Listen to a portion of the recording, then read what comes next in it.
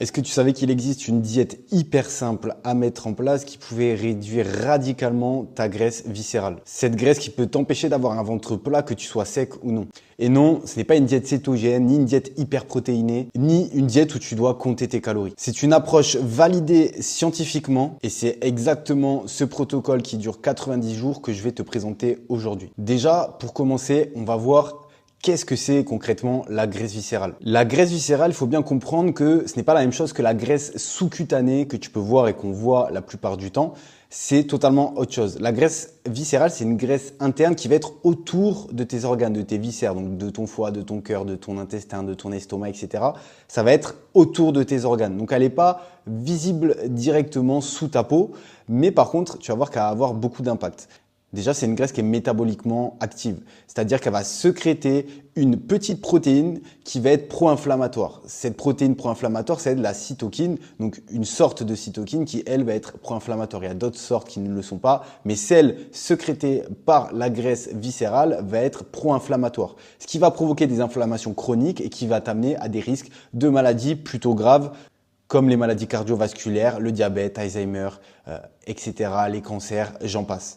Et les conséquences à tout ça, sans parler de maladie, c'est que si tu as un corps chargé en graisse viscérale, tu vas avoir forcément une perte de performance sur tes entraînements, une perte de clarté mentale, un manque d'énergie et aussi et surtout nous, ce qui va nous intéresser et ce qui touche le plus les gens en général, ce qui est le plus flagrant, c'est que tu vas avoir un ventre beaucoup moins plat. Le ventre va ressortir vachement comparé à quelqu'un qui aura moins de graisse viscérale. Donc maintenant, on va voir comment tu peux savoir si tu as de la graisse viscérale ou non. Parce que comme je t'ai dit, c'est pas la graisse sous-cutanée. Tu peux être sec et avoir de la graisse viscérale et tu peux être aussi quelqu'un de plutôt gras en termes de graisse sous-cutanée et pas avoir tant que ça de graisse viscérale. Donc ça va être intéressant de mesurer tout ça. Donc déjà, pour que tu aies une image de ce que c'est quelqu'un qui a beaucoup de graisse viscérale, tu sais, c'est ce bide à bière dont on parle très souvent que tu peux voir juste ici. Donc là, on a pris un extrême, mais ça peut ne pas aller jusqu'à cet extrême et tu peux avoir pas mal de graisse viscérale. Mais là, c'est vraiment un extrême où tu as un ventre qui va être dur, qui va être rond, mais où il n'y aura pas forcément les bourrelets de la graisse sous-cutanée. Tu vois, ça va être vraiment un ventre qui va sortir et qui va être tendu. Ça va être dû à la graisse viscérale. Et d'ailleurs, tu remarques qu'il y a des personnes, on va dire, qui vont être obèses, où ils vont avoir beaucoup de bourrelets. Il peut avoir beaucoup de graisse viscérale, mais on va avoir vraiment une graisse sous-cutanée. Et tu en as d'autres. Souvent, l'oncle Joe, je te donne un exemple, qui est au PMU, qui se boit des bières depuis qu'il est tout jeune et qui, lui, a pas forcément beaucoup de graisse, tu vois, au niveau des jambes, etc. Par contre, qui a un ventre comme on peut voir sur la photo juste ici. Ben, c'est exactement ça. Et les signes associés aussi hors visuel, ça va être une digestion qui va être lourde. Tu vas avoir du mal à digérer, souvent une fatigue quand tu vas sortir de tes repas et beaucoup d'envie de sucre. L'un va avec l'autre, forcément. Et pour mesurer ta graisse viscérale, malheureusement, la seule référence et la seule chose où tu vas avoir une mesure vraiment précise, ça va être le DEXA scan. Sauf que ça va être très coûteux. On va passer cette solution parce que c'est très compliqué à faire et il y a quelque chose de beaucoup plus simple. Tout simplement, tu vas mesurer ton tour de taille. Ça va être une alternative qui va être beaucoup plus simple et moins coûteuse. Tu t'achètes un mètre de cordonnier au supermarché qui va te coûter même pas 2 € et ça sera très bien. Le problème, c'est que là, je vais te donner un tour de taille. À peu près, c'était au-dessus de 94 cm de tour de taille pour un homme et au-dessus de 80 cm pour une femme.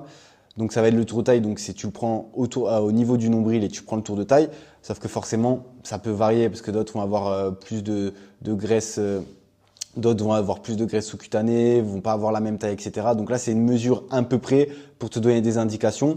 Mais avec tous ces signes-là que je t'ai montrés, déjà, tu peux voir si tu as plutôt tendance à avoir de la graisse viscérale ou non. Mais déjà, si tu parais sec, par exemple, et que tu as un ventre qui ressort, ça peut être ça, mais ça peut être aussi autre chose. Ça peut être un relâchement du transverse, le muscle profond sous les abdos qui retient tes organes, justement. Ça peut être plusieurs choses liées. Mais en général, si tu te sens sec et que tu as le ventre qui ressort, en général, c'est que tu as pas mal de graisse viscérale, surtout si tu es quelqu'un de jeune. Maintenant, il va y avoir un petit paradoxe par rapport à la graisse viscérale que je te parle depuis tout à l'heure. Le paradoxe, c'est que tu peux perdre du poids, tu peux faire une perte de poids sans toucher à la graisse viscérale et juste toucher à la graisse sous-cutanée. Mais tu peux aussi réduire la graisse viscérale sans perdre de poids significatif sur la balance, sans perdre 5 kilos et pourtant tu auras perdu de la graisse viscérale. En conclusion de ça, ce qu'il faut se dire, c'est que là, pour la graisse viscérale, on va plutôt se concentrer sur la qualité alimentaire et pas seulement sur les calories. Tu vas voir que le processus d'élimination de la graisse viscérale n'est pas du tout le même que le processus d'élimination de la graisse sous-cutanée. Donc déjà, avant de rentrer dans le vif du sujet et te présenter la diète qui va pouvoir t'aider, je voulais te parler des 3 erreurs qui vont t'empêcher de perdre la graisse viscérale. Ces 3 erreurs-là, c'est les 3 erreurs que je vois le plus souvent. L'erreur numéro 1, c'est de compter ses calories, mais sans faire attention à la qualité de ta nutrition, des aliments que tu vas choisir. Aka, la diète flexible. J'ai déjà fait une vidéo là-dessus. Je t'invite à aller la voir si jamais, mais l'exemple le plus parlant, ça va être celui-là. Parce que beaucoup pensent qu'il suffit seulement d'être en déficit calorique pour perdre du gras. Alors là, comme je t'ai expliqué, c'est pas seulement ça. Le problème, tu peux être en déficit calorique et pas perdre de graisse viscérale. Tout simplement parce que les aliments ultra transformés et pauvres en micronutriments entretiennent cette inflammation chronique qui va bloquer la perte de la graisse viscérale. Et en plus, tu vas avoir un microbiote, donc ta flore intestinale, qui va être déséquilibrée et qui va aussi empêcher la combustion des graisses viscérales. Donc, ce qu'il va falloir faire, c'est essayer d'avoir dans sa nutrition moins de calories vides, plutôt des calories nutritives avec des aliments nutritifs, ce qui va donner à ton corps plus de signaux positifs pour pouvoir éliminer la graisse viscérale. Ensuite, l'erreur numéro 2 que je vois beaucoup, c'est faire du cardio qui va être plutôt long et peu intense. Là, le problème, j'ai déjà fait une vidéo pareil sur le footing. Je t'invite à aller la voir, je te mettrai un petit onglet en haut. Mais beaucoup croient que plus tu vas transpirer, plus tu vas sentir que tu fais un effort, comme avec le footing, plus tu vas brûler de graisse. Or, ça se passe pas exactement comme ça, comme j'explique dans la vidéo. Il y a l'adaptation métabolique. Le problème, c'est que le cardio long va élever ton cortisol, donc favoriser l'inflammation, mais aussi va avoir l'adaptation métabolique. Donc, tu vas plutôt avoir une fonte musculaire et tu vas bloquer justement la perte de graisse viscérale. Donc ça va pas être intéressant si tu fais que ça. Ok ?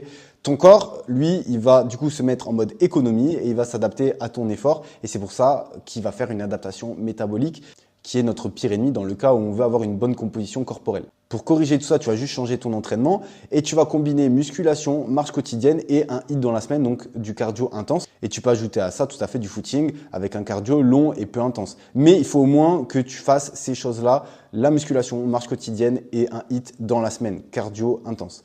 Ça va permettre de ne pas avoir cette adaptation métabolique. Et l'objectif, ça va être de stimuler les hormones anaboliques et la combustion des graisses via cet entraînement-là qui va augmenter justement ton métabolisme. L'erreur numéro 3 que je retrouve très souvent, ça va être de manger tard et de mal dormir, de mal gérer son cycle circadien. Je m'explique. Le sommeil, ça va être un levier hormonal majeur. C'est vraiment ça qui va réguler tes hormones ou ton corps va réguler son système hormonal. Le problème dans tout ça, c'est que tu vas manger trop tard, tu vas élever ton insuline juste avant de dormir. Et là, c'est un peu catastrophique pour vraiment avoir un sommeil réparateur et avoir un système hormonal au top. Et en plus de ça, si tu manques de sommeil et que tu te couches pas et réveilles à heure régulière, le problème, c'est que tu vas augmenter ton taux de cortisol, comme on a vu tout à l'heure, ça augmente ton inflammation. Donc, ça impacte sur ta perte de graisse viscérale. Et en plus, tu auras moins de testostérone, ton système hormonal va moins bien tourner. Et donc, au contraire, là, tu vas grandement favoriser le stockage de la graisse viscérale. Donc ça, c'est les 3 heures et les 3 points auxquels il faut que tu fasses attention avant de suivre le protocole que je vais te montrer juste après. Donc pour corriger tout ça, tout simplement, ton dernier repas, tu vas essayer de le prendre 3 heures avant d'aller t'endormir. Donc si tu t'endors vers 23 heures, minuit, donc tu manges simplement à 20 heures, ça suffit très bien. Donc c'est un repas classique le soir, donc c'est pas quelque chose de compliqué. Tu fais juste attention à ça et aussi tu essayes d'avoir une routine de sommeil stable où tu te couches et tu te réveilles à heure régulière et surtout tu t'exposes le plus vite possible à la lumière du soleil le matin quand tu te réveilles pour bien activer ton cycle circadien et que tout soit nickel. Ok ? Donc le but c'est d'optimiser ton rythme circadien pour avoir une meilleure régulation métabolique et aussi améliorer ton système hormonal. Donc voilà les 3 heures que je vois le plus souvent. Donc avant de commencer le protocole que je vais te passer juste après, il faut que tu sois bien sûr au moins de ne pas faire ces 3 erreurs. Maintenant, on va un peu parler des études qui ont été menées justement sur les différentes diètes que tu vas pouvoir faire pour éliminer la graisse viscérale. La première étude qui a été menée, c'est donc sur un régime 5 classique, ok, donc des protéines maigres, légumes, fruits, tu manges simplement une nutrition simple qu'on peut voir un petit peu partout. Là, tu vas avoir une perte de graisse viscérale. Donc, j'ai pas les données sur combien de temps ça a été fait, mais de moins 4% en tout cas sur le temps qui a été donné. Donc, c'est quand même bien, mais c'est une petite perte de graisse viscérale. Maintenant, ils ont étudié la perte de graisse viscérale sur une diète méditerranéenne classique où là, ça va être plus riche en huile d'olive, poisson, noix. Et le résultat, il a un peu augmenté puisque au lieu de perdre moins 4%, il y a eu moins 6% de perte de graisse viscérale. Et donc, la troisième diète qui a été étudiée, c'est tout simplement la diète méditerranéenne, mais qu'on est venu optimiser avec des aliments riches en polyphénol. Les polyphénols, ce sont des molécules naturelles produites par les plantes. Entre guillemets, si tu veux, c'est l'antioxydant végétal le plus puissant qu'on va pouvoir retrouver. Et résultat à ça, quand on a augmenté les aliments riches en polyphénol, on a obtenu un résultat de moins 14% de graisse viscérale comparé aux autres diètes qui étaient de moins 4% et moins 6%. Donc là, déjà, on tient quelque chose qui fait que on va brûler la graisse viscérale. Donc là, on en a conclu que cette diète-là était bien plus efficace pour cibler la graisse viscérale. Et pourquoi ça marche? Ça marche simplement parce que les polyphénols qu'on va retrouver justement, ces molécules végétales dans ces aliments végétaux, le blé, le thé vert, noix, légumes verts, et je t'en dirai d'autres après, les effets que ça va avoir positifs, c'est que ça va réduire l'inflammation et ça va réparer ton microbiote, donc ta flore intestinale. Les bactéries, c'est comme des petits guerriers que tu as dans ton système digestif et ces bactéries-là vont être hyper bénéfiques, surtout pour bien digérer les nutriments et surtout avoir un bon système digestif. Et donc les polyphénols vont permettre de relancer la combustion qui va être ciblée sur la graisse viscérale. C'est pour ça que cette diète-là a eu plus de résultats que les autres diètes vues dans l'étude scientifique. Donc tout simplement, plus tu vas avoir une bonne santé intestinale, plus tu vas augmenter ton métabolisme et en plus de ça, les polyphénols vont directement cibler la graisse viscérale. Avant de te passer tout le protocole, je fais un petit aparté. Parce qu'en faisant cette vidéo, justement, j'ai remarqué une chose en étudiant justement ce principe de perdre la graisse viscérale.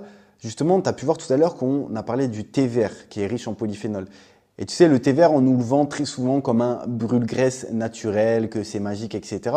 Et en fait, ça vient de là. Sauf que nous, on nous le vend comme un brûle-graisse de graisse sous-cutanée. Alors que c'est pas du tout ça, c'est pas directement un brûle-graisse. C'est juste que le thé vert est riche en polyphénol. Et comme je t'ai expliqué, ça va aider à perdre la graisse viscérale. Mais du coup, c'est pour te montrer comment dans le monde du fitness et tout ce qu'on voit aujourd'hui, il y a une espèce de téléphone arabe où on déforme un peu tout. Et du coup, on comprend les études comme on veut les comprendre et on en fait nos propres conclusions. Donc ça, il faut que tu fasses attention à ça. Et justement, je voulais faire cette petite aparté pour te le prouver. Donc maintenant, on passe au protocole à tester sur 90 jours. Donc déjà, premièrement, forcément, si tu fais ce protocole, il faut absolument que tu arrêtes totalement, pendant le protocole en tout cas, et même je vais te le conseiller à vie, que tu arrêtes totalement l'alcool. Okay, c'est notre pire ennemi pour la graisse viscérale, c'est pour ça qu'on appelle aussi le bide à bière, parce que l'alcool, c'est ce qui va être le plus gros déclencheur aussi pour créer de la graisse viscérale. Donc forcément, quand tu abordes l'alcool, le corps va vouloir brûler et évacuer cet alcool en priorité. Il va complètement bloquer la combustion du gras. Et même au contraire, ça va augmenter l'inflammation et ton appétit. Donc, ça va augmenter justement ton stockage de gras, que ce soit même viscéral ou sous-cutané. Donc, vraiment, l'objectif, c'est 0 ou quasi 0 pendant les 90 jours. Ensuite, étape 2, tu vas voir qu'il y a 9 étapes dans ce protocole et c'est que des étapes hyper simples. Mais ça va être de supprimer totalement les aliments ultra transformés. De toute façon, dans chaque diète en général, c'est ce que je te conseille. Mais là, si tu veux perdre la graisse viscérale, c'est pareil, c'est obligatoire comme l'alcool. Tout ce qui est produits industriels, sucrés ou avec des additifs, enfin les produits transformés tout simplement, tu les supprimes de ta nutrition pendant 90 jours. Ils détruisent ta flore intestinale, ils alimentent directement la graisse viscérale, ils augmentent l'inflammation et donc c'est comme l'alcool, c'est à proscrire totalement. Retour à une alimentation naturelle, simple et non transformée. Que des produits simples que tu peux retrouver dans la nature et tu vas voir que tu vas même t'y habituer et même après ces 90 jours, tu resteras sur ces produits-là, mais pareil, très important. En 3, avoir assez de protéines dans ta nutrition, pareil. C'est un conseil lambda que, en fait, se retrouve dans chaque diète.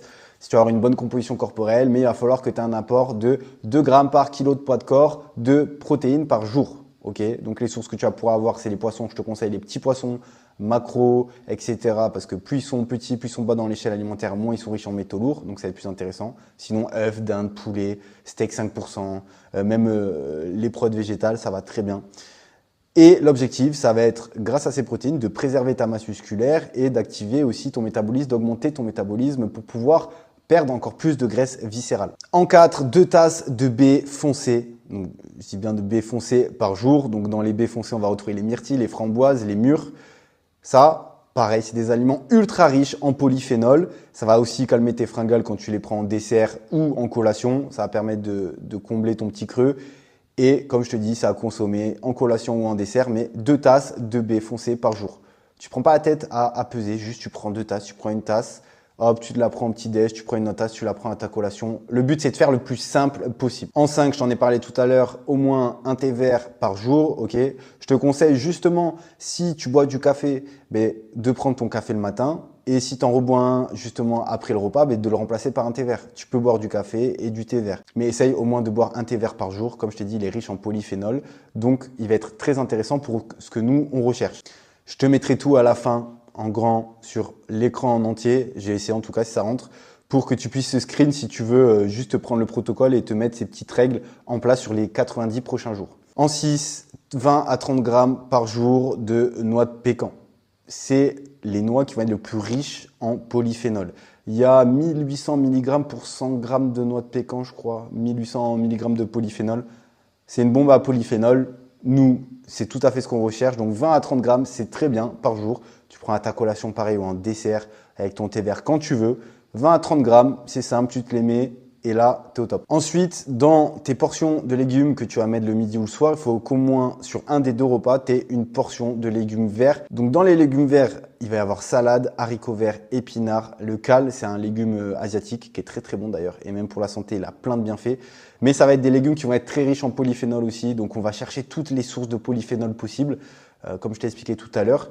Mais voilà, au moins un repas entre le midi et le soir où tu vas avoir une source de légumes verts qui sont cités juste ici. Il y en a d'autres, mais voilà, c'est les principaux. Salade, haricots verts, épinards, kale, tu les retrouves un peu partout. Le kale, je crois, ça va être dans les magasins plutôt asiatiques. Mais bon, ça se retrouve si tu habites en France, tu vas le retrouver sans souci. Ensuite, pareil, un aliment qui est facile à retrouver en supermarché et qui est riche en polyphénol. Alors oui, il y a d'autres aliments là qui vont être intéressants. Par exemple, il y a le bouillon d'os qui va être intéressant aussi. Sauf qu'à préparer ou à trouver, c'est beaucoup plus compliqué, donc je ne te l'ai pas mis.